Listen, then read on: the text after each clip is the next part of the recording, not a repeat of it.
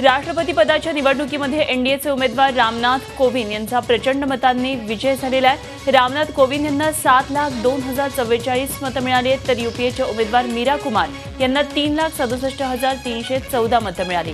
कोविंद यांना मीरा कुमार यांच्यापेक्षा जवळपास दुप्पट मतं मिळाली। रामनाथ कोविंद यांचा भारताचे 14वे राष्ट्रपती म्हणून 25 जुलैला संसदेच्या सेंट्रल हॉलमध्ये शपथविधी होणार आहे। आपल्यासाठी हा अत्यंत भावुक क्षण असल्याची प्रतिक्रिया विजयानंतर कोविंद यांनी दिली।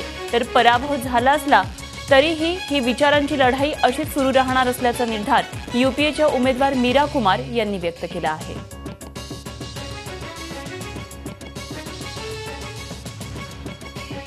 राष्ट्रपति के पद पर मेरा चयन भारतीय लोकतंत्र की महानता का प्रतीक है।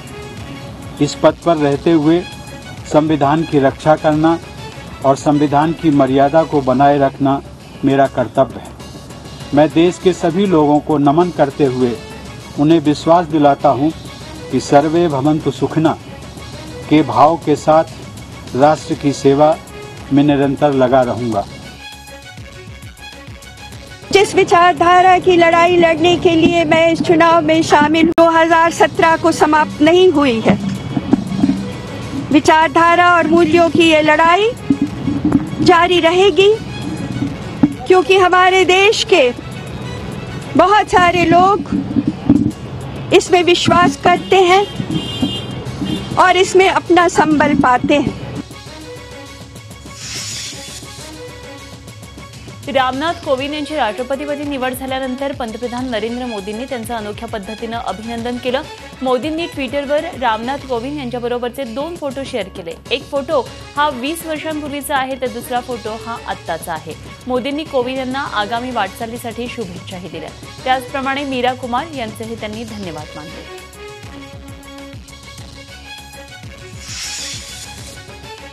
राष्ट्रपती पदाच्या निवडणुकीमध्ये विजयी झालेल्या रामनाथ कोविंद यांचे मुख्यमंत्री देवेंद्र फडणवीस यांनीही अभिनंदन केलं।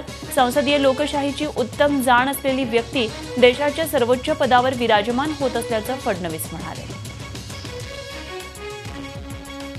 कोविंदजींच्या रूपानं भारताला एक जमिनीशी जुडलेला, वंचितांचा आवाज असलेला, भारतीय संविधानाची जाण असलेला आणि सांसदीय लोकशाहीवर विश्वास असलेला नव्हे तर त्याच्यामध्ये कार्य केलेला अशा प्रकारचे एक व्यक्तिमत्व राष्ट्रपती म्हणून मिळालेलं आहे।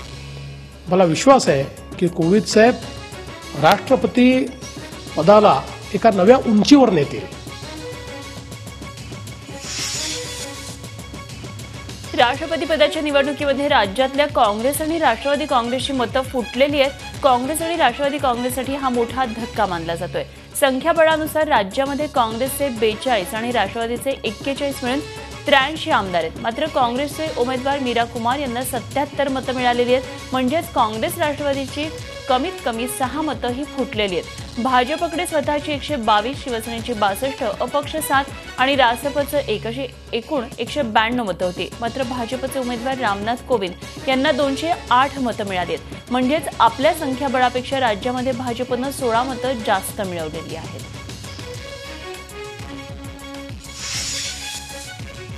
बसपा अध्यक्ष मायावतींनी दिलेला खासदारकीचा राजीनामा बुधवारी मंजूर करण्यात आला। राज्यसभेचे सभापती हमीद अन्सारी यांनी मायावतींचा राजीनामा मंजूर केला। दलित जनतेवर झालेल्या अत्याचाराविषयी 2 दिवसांपूर्वी राज्यसभेत बोलताना मायावतींना वेळ संपल्यानं खाली बसण्यास सांगण्यात आलं। दलितांच्या समस्यांवर संसदेमध्ये बोलू दिलं जात नसल्याचा आरोप यावेळी करत मायावतींना राजीनामा देत असल्याची घोषणा केली आणि राजीनामा दिला। मायावतींची खासदारकी एप्रिल 2018 मध्ये संपणार होती। केंद्र सरकारी कर्मचाऱ्यांसाठी आता एक दिलासादायक बातमी आहे। केंद्र सरकारी कर्मचाऱ्यांना आता त्यांच्या निवृत्तीच्या दिवशीच पीएफ तसंच पेन्शन मिळणार आहे। केंद्रीय श्रम आणि रोजगार मंत्री बंडारू दत्तात्रय यांनी राज्यसभेमध्ये ही माहिती दिली आहे। तर ग्रॅज्युएटीची रक्कम सुद्धा 30 दिवसांच्या आत दिली जाणार आहे। देशामध्ये सध्या सुमारे 49 लाख केंद्र सरकारी कर्मचारी आहेत, तर 55 लाखाहून अधिक निवृत्त कर्मचारी आहेत। त्यामुळे कर्मचाऱ्यांचा निवृत्तीनंतर कार्यालयामध्ये खेपा मारायचा त्रास आता वाचणार आहे।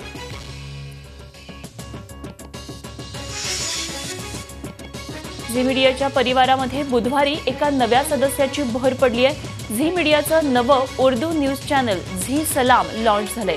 एसएल ग्रुपचे चेअरमन डॉक्टर सुभाष चंद्र यांच्या हस्ते चॅनलची सुरुवात झाली आहे. अल्पसंख्याक समाजाचा आवाज सरकार दरबारी बुलंद करण्यासाठी झी मीडियानं हे पाऊल टाकले.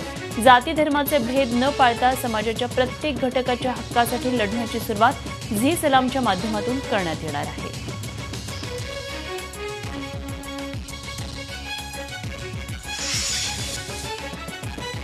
कांगावा चीनच्या सीमेवर आगळीक सुरू आहे. त्याचा खरपूस समाचार परराष्ट्र मंत्री सुषमा स्वराज यांनी संसदेत घेतला. संसदेत सुषमा स्वराज यांनी चीनसोबतच्या सीमावादावर निवेदन दिलं. चीन भारतीय सीमा क्षेत्रात बुलडोझर पाठवत आहे. डोकलाममधून भारतीय सैन्य हटवलं जावं अशी चीनची मागणी आहे. तर या मुद्द्यावर दोन्ही देशात चर्चा व्हावी अशी भारताची भूमिका असल्याचं सुषमा स्वराज यांनी संसदेमध्ये स्पष्ट केलं. भारताच्या सीमा सुरक्षित असल्याचं त्यांनी संसदेत सांगितलंय. सोबतच जागतिक पटलावरही भारताच्या भूमिकेला समर्थन मिळत असल्याचंही त्या म्हणाल्या.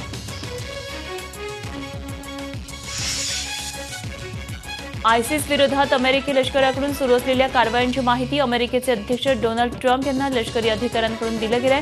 पेंटागॉनमध्ये आयोजित बैठकीत हा आढावा घेतला गेला. आयसिस विरोधात अत्यंत आक्रमकपणे अमेरिकी लष्कर मोहीम राबवत असल्याचं यावेळी डोनाल्ड ट्रम्प यांनी सांगितलं.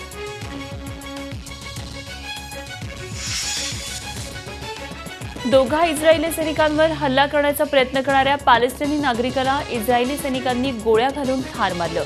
जेरुसलेममधल्या माउंट नोबल सँच्युरी कंपाऊंड या पवित्र स्थळाच्या प्रवेशद्वारावर इस्रायली सुरक्षा यंत्रणांनी नवी मेटल डिटेक्टर यंत्रणा बसवली आहे आणि त्यानंतर पॅलेस्टिनी नागरिकांमध्ये असंतोष उफाळून आला. दरम्यान पॅलेस्टिनी नागरिकांचा इस्रायली सैनिकांवरचा हल्ला हा त्याचाच परिणाम आहे का याचा खुलासा मात्र इस्रायलच्या लष्कराकडून अजून करण्यात आलेला नाही. व्हेनेझुएलामध्ये देशव्यापी बंद पुकारण्यात आलाय. राष्ट्राध्यक्षपदासाठी निवडणूक घेतली जावी या मागणीसाठी विरोधकांकडून हा 24 तासांचा बंद पुकारण्यात आलाय. या बंदमुळे व्हेनेझुएलामधलं जनजीवन पुरतं प्रभावित झालं. देशात सुमारे 2 दशकांपासून सत्तेत असलेल्या सोशलिस्ट पार्टी विरोधात हा बंद पुकारण्यात आला होता. दरम्यान सरकार विरोधातल्या असंतोषामुळे व्हेनेझुएलामध्ये गेल्या 4 महिन्यात 100हून अधिक जणांचा बळी गेलाय तर हजारो जण जखमी झालेत. शेकडो जणांना तुरुंगाची हवा खायला लागली आहे.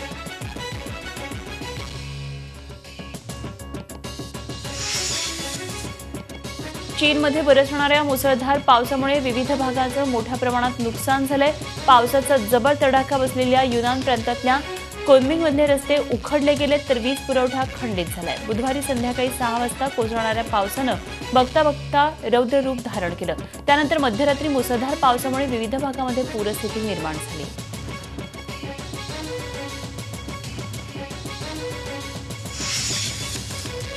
ब्रिटनची राणी एलिझाबेथ यांच्या कोपऱ्याला स्पर्श करून आपण राजशिष्टाचाराचा भंग केला असल्याची कबुली ब्रिटनचे कॅनडातले गव्हर्नर जनरल डेव्हिड जॉन्स्टन यांनी दिली आहे. बुधवारी लंडनमध्ये आयोजित कार्यक्रमानंतर राणी एलिझाबेथ बाहेर येत होत्या आणि त्यावेळी राणी एलिझाबेथ रेड कार्पेटवरून उतरत असताना डेव्हिड जॉन्स्टन यांनी त्यांच्या कोपऱ्याला हात लावून त्यांना उतरण्यासाठी आधार दिला होता. मात्र पायऱ्या उतरताना राणीला त्रास होऊ नये या हेतूनच आपण त्यांच्या कोपऱ्याला स्पर्श केल्याचा खुलासा यावर जॉन्स्टन यांनी केला आहे.